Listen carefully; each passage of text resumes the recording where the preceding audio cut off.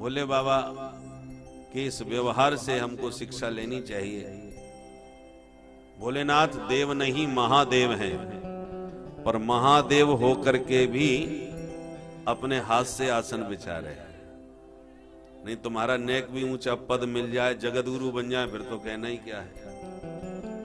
आसन बिछाओ, ये करो वो करो, तो करने वाले सेवक भोले बाबा के पास भी कम नहीं है। पर निज कर डास नागरी पुछाला, अपने हाथ से अपना आसन बिछाया और उस पर आकर के बैठे। नागरिपु माने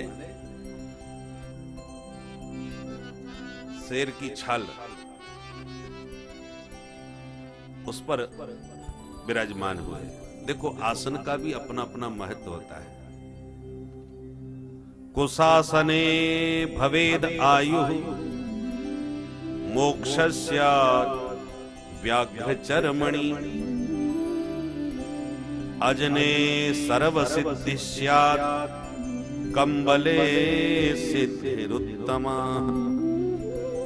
वस्त्रासनेषु दारिद्र्यं धरण्यां शोक संभवः, शिलायां च भवेद् व्याधि काष्ठे व्यर्थ परिश्रमः। कुश के आसन पर बैठ के पूजा पाठ जप करने से आयु की वृद्धि होती है। कुशासन जिसको कहते हैं ना, डाव। मोक्षस्याद् व्याघ्र चरमणि, शेर की खाल पर बैठ करके पूजा पाठ करने से मोक्ष की प्राप्ति होती है। कंबल पर बैठने से, बैठकर कंबल बड़ा शुद्ध माना जाता है, उससे सिद्धि की प्राप्ति होती है। वस्त्र पर बैठ करके यदि आप पूजा करते हैं तो दरिद्रता आएगी। कोई भी कपड़ा बैठा करके उसको आसन मान लेते हैं तो उससे दरिद्रता आती है। और कुछ भी ना बिछा के धरती पे ही बैठ करके कर रहे हैं तो उससे शोक की वृद्धि होती है, शोकदायक होता है। और पत्थर पर बैठ करके करें तो शिलायांच भवेद व्याधि, बीमारियां पैदा होती हैं पत्थर पर बैठ के।